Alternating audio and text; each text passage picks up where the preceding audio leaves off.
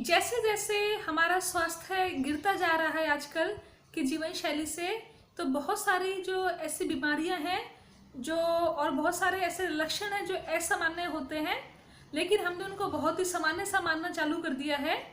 ऐसी एक समस्या है खराटे। नमस्कारम, मैं हूँ प्राकृतिक चिकित्सक हिमानी वशिष्ठ। आज मैं आपसे बात करूँगी जिनको खराटे की समस्या है तो इससे कैसे निजात पाया जाए।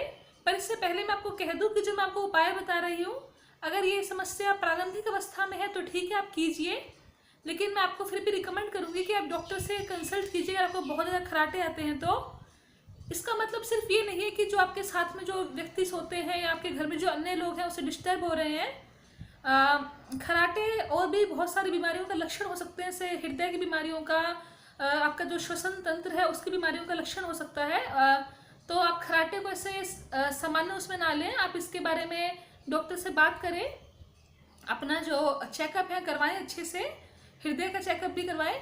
तो अच्छा, बता देती हूँ, अगर आपकी प्रारंभिक अवस्था में तो आप इसके लिए क्या कर सकते हैं।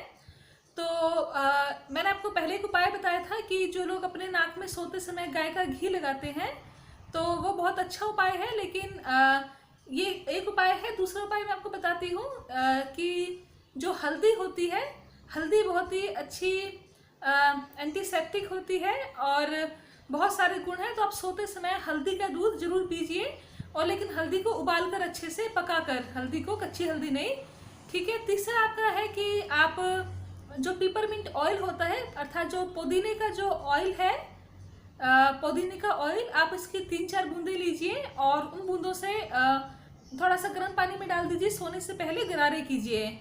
सोने से पहले पुदीने के तेल की कुछ बूंदों को पानी में मिलाकर गरारे कीजिए, आपको इससे लाभ आएगा। और आपका जो ये सूजन को भी कम करता है, आपका जो नाक के एरिया में आसपास जो सूजन है जिस क्षेत्र में, उसको भी कम करता है पिपरमिंट ऑयल।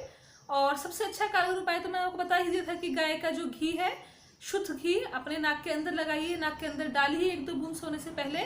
तो ये भी बहुत कारगर उपाय है। आशा करती हूँ आप इससे लाभान्वित होंगे। अभी के लिए आपसे विदा चाहूँगी। जुड़े रहिएगा चैनल के साथ में। धन्यवाद।